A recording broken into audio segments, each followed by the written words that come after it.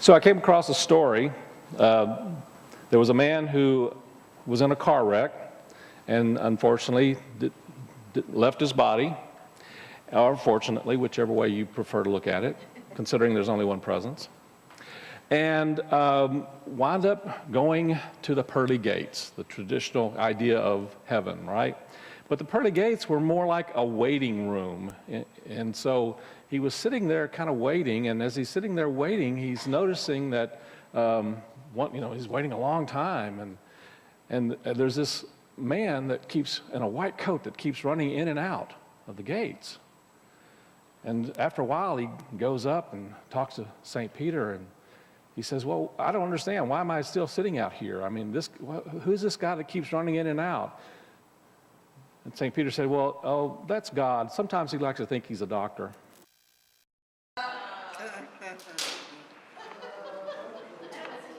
That was terrible, okay.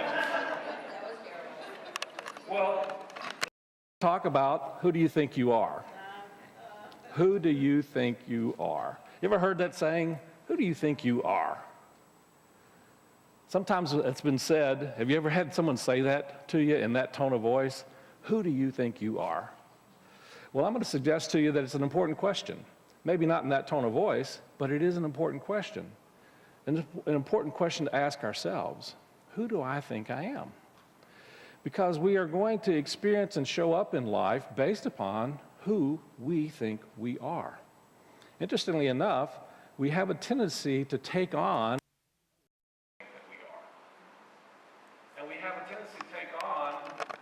an identity that is not based upon the essence of who we are, but it's based upon our belief systems and ideas and our programming about who we think we are. We have a conception of who we are, and that conception of who we are is really our personality, or as we say in Unity, our personality, but the Course in Miracles calls that our ego. Our ego is basically a concept. It's not a real experience of who we are, it's a concept of who we are.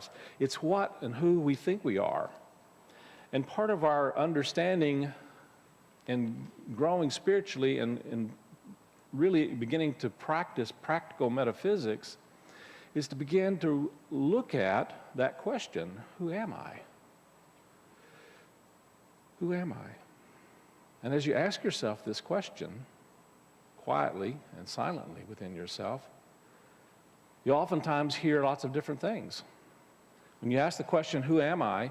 How many of you think, well, I'm your name? The name pops up, right? Well, I'm Tony Roebuck, right? No, that's a name I have. It's a way of identifying, yes, but interestingly enough, even if we become identified with our name, in many ways, we are disidentifying with that which is greater than our name, because we're more than just the name. Now, names are important. They're valuable. There's a significance to them. I firmly believe that everyone's name really has a power behind it. But the reality of who we are is more than our name. Well, and sometimes we'll ask the question, well, who am I? And you'll hear sometimes, well, I'm a man. No, that's just a gender. That's just a way of looking at myself. It's a concept. It's not the reality. It's not the wholeness. Or I am this physical body. We have a body, but we're not our body. There's something even more significant to us than the physical body. Now, that doesn't mean that we're not our body. It just means that that's only a part of who we are. It's kind of like saying, I am this fingernail. That's only a limited idea of who and what we are. And so as we began to really practice and understand and look at practical metaphysics, it's a way of not only seeing life and the world, it's a way of not only seeing God, it's a way of seeing ourselves. And beginning to see ourselves not as something that is separate from the divine, but as being an integral part of that which we call God, that which is divine in life. And we have a tendency to limit our conception of who we are because we have a tendency to identify with all kinds of different ways that we show up in life, the ways that we sometimes express in life. You know, I've heard oftentimes that people say, well, Jesus was a carpenter. No, that was just a vocation he had. It was a vocation he had. Well, sometimes we see ourselves as a vocation, like God seeing himself as a doctor, right? Sometimes we are God seeing ourselves as a husband, a wife, a teacher, but we don't recognize that we're God seeing ourselves that. We think that's what we are. I am a student, or I am a teacher, or I am a carpenter, or I am a police officer. We see ourselves as sometimes the roles that we play in life. But even in those acts of identifying ourselves as these different roles that we play in our lives, in many ways we are separating off a piece of ourselves in many ways that really kind of blocks our experience of a greater knowing of our true nature and being.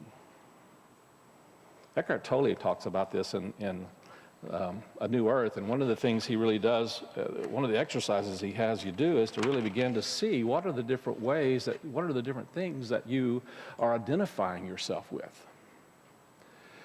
When you look in the mirror, are you seeing yourself as this image that looks back at you? Or are you looking deeper and recognizing that there's something more there than what is, than the eyes or the face or the, oftentimes when we get up in the morning, we look in the mirror, the first thing we do is kind of go, ugh. Ever had that experience? So what's that about? You see, interestingly enough, when we look at ourselves and don't see the essence of what we are, there's usually a judgment that we're somehow less than. And that judgment is in and of itself I'm going to say it. I know you guys are going to sound like I'm from a more traditional view, but that's a sin, folks. That's probably one of the biggest sins we have. A sin basically is missing the mark. The word sin actually is an archery term. When you take an arrow, a bow and arrow, and you point it at a target and you release the arrow, and if it doesn't actually hit the center of the target, the bullseye, you have sinned. And it's a corrective term, and the purpose of it is to actually correct our aim. And you can say that I sinned right, which means that you hit just right of the center of the target. Or you can say I sinned high, which means that, I need to lower my aim a bit. Or you sinned low, I need to correct my aim. And that's what the term is really for. But when we are waking up in the morning and we're looking in the mirror and we're not seeing the bullseye being that essence of God that's in the very nature of us, that is the number one sin. Because the reality is, when we're not seeing that in ourselves, you can bet that when we walk out from the mirror and begin to look around at the larger mirror of the world, and we're not seeing the bullseye, we're in sin. And we need to correct our vision. We need to correct our aim. We need to begin to recognize that we're not seeing things necessarily as they are. We're seeing things through a glass darkly, as Paul put it. And so part of our unfolding in practical metaphysics is that practice of recognizing that we are always in the presence of the divine. That we're always not only in the presence of the divine, but we begin to recognize and practice an understanding that presence of the divine is not only in us, It is in us, but it's even more than in us. It is as us. That you and I are expressions of the amazing, powerful, beautiful love and light and creative energy that has formed the stars and the heavens, the cosmos. You're a part of that. And you have within you the same kinds and qualities of love and light and power and creative energy as that one presence and one power. And part of our unfolding is each day waking up a little bit more to that knowing and that understanding of what's possible, of what is divinely possible, not just humanly possible. Interestingly enough, I remember in the Methodist church many years ago, I was actually at one time planning on becoming a Methodist minister, and there's many things I really appreciated about the Methodist church. They tended to be a little more open-minded than some of the others I'd been to. And then they were more open to some of these thoughts and ideas. But there was one special guest speaker that came to the church that I was at, and I heard a lesson that he gave that really spoke to me. And the lesson, what I remember out of that lesson is this. He said, oftentimes we have things that go on in our life, and we say things like, well, I'm only human. And what he suggested was that we need to change that. And when things go on in life, we need to say, after all, I am human. When things like going to the moon happen, after all, we are human. When those things that seem like they are miraculous in our lives go on, we need to begin to say, well, after all, I am human.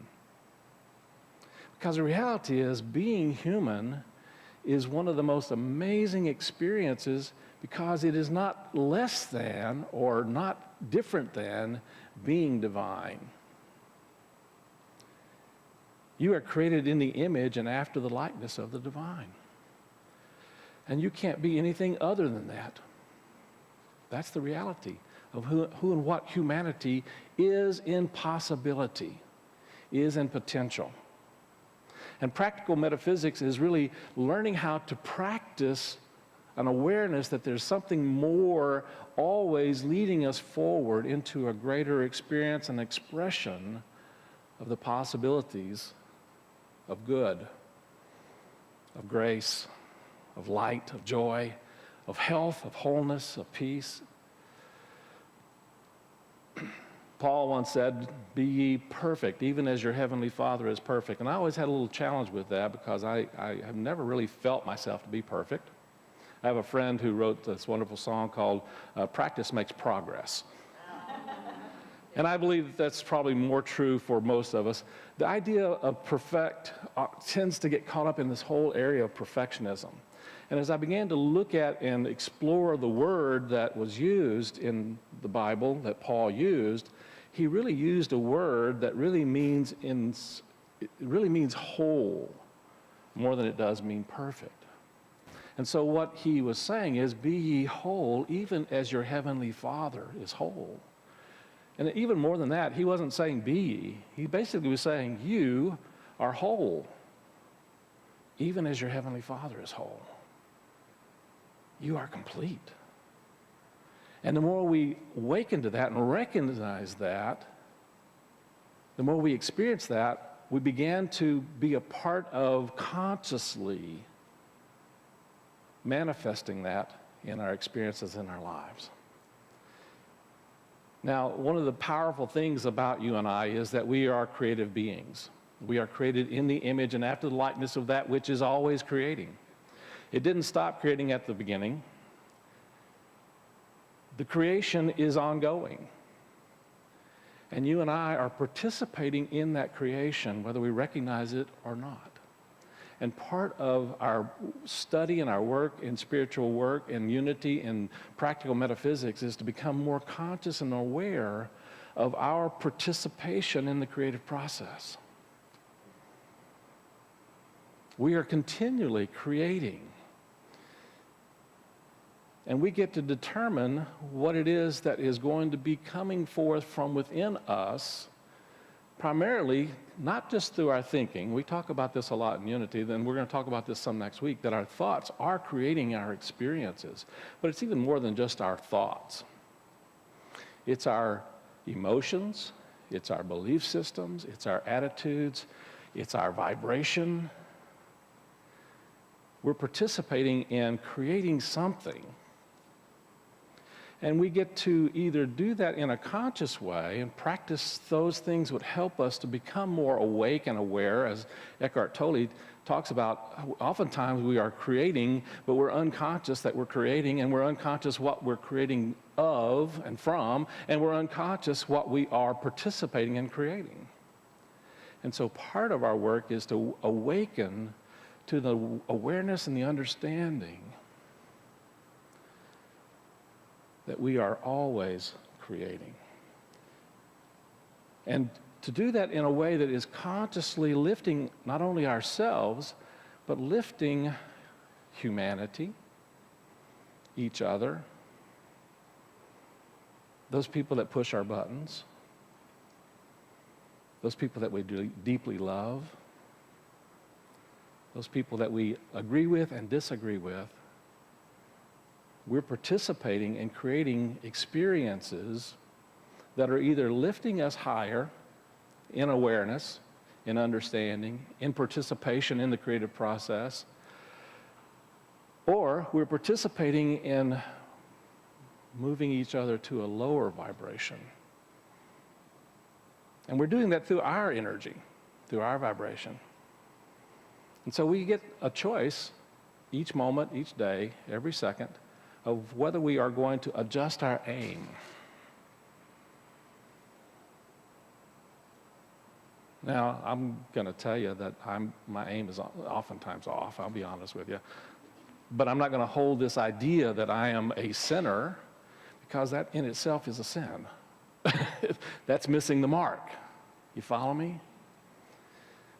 So we're not here to judge ourselves or each other in that way, but we're here to hold each other into a greater light of the possibility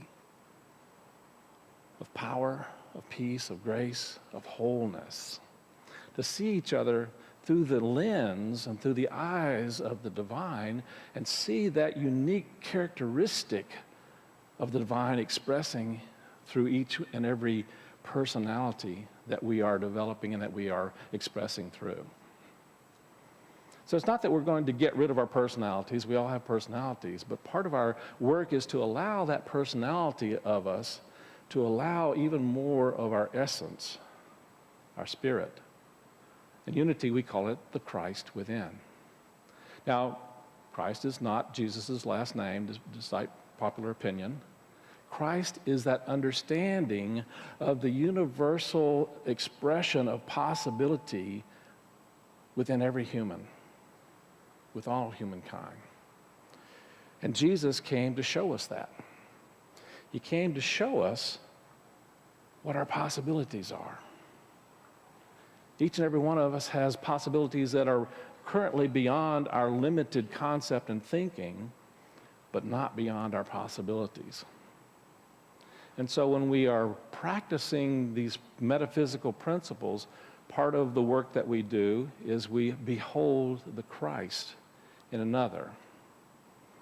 That's looking out and seeing that target, seeing that wholeness, seeing the greater possibilities that are beyond how we're currently expressing, to know that there's even something more that is a greater light, that a greater peace, a greater power, a greater health and wholeness. It's one of the essence of how Unity teaches in terms of how we experience health and healing in our lives. Part of our work is to hold each and every one into an awareness of wholeness, not necessarily by, how should I put this? Trying to get someone to be the way we think they're supposed to be. That's kind of where we get tripped up. We get attached to having people be the way we think they're supposed to be. rather than recognizing that their wholeness may incorporate something within them or from them that we don't necessarily like. That's challenging sometimes. Because, I personally like the world to be the way I like it to be. Anybody not like that? We're all that way. But there's something more that we sometimes don't see. And there's something more that is in the way that others express that may or may not be what we agree with, but it may be just the right and perfect thing for them to be able to grow through an experience that allows them to see something more within themselves or from themselves. So we don't always know the path that someone else takes in being able to express more of their unique divine potential. But part of our work is to recognize what is that within me that it brings up. When someone pushes our button, we have to ask the question, who's got the button, right? Who's got the button? And when you find out who's got the button, you look at that button because you recognize that it really is you who's got the button. And when the button's getting pushed, part of the divine lesson for us is to recognize what is it that's pushing my buttons, and can I love that part of myself into wholeness? Can I begin to look beyond my own reactions and triggered responses, and can I see that there's something more within me that this is calling forth? Perhaps a greater sense of compassion or a greater sense of love, not just for the other, but for ourselves, for not being able to deal with someone pushing our buttons, right? So our homework this week is practicing looking for and seeing that wholeness. Not just the presence of the divine out there, but begin practicing seeing that within ourselves and loving that part of ourselves that has difficulty seeing that within ourselves. So I'm going to invite you to take a moment now as we move into our meditation time to really tune into this question: who do I think I am?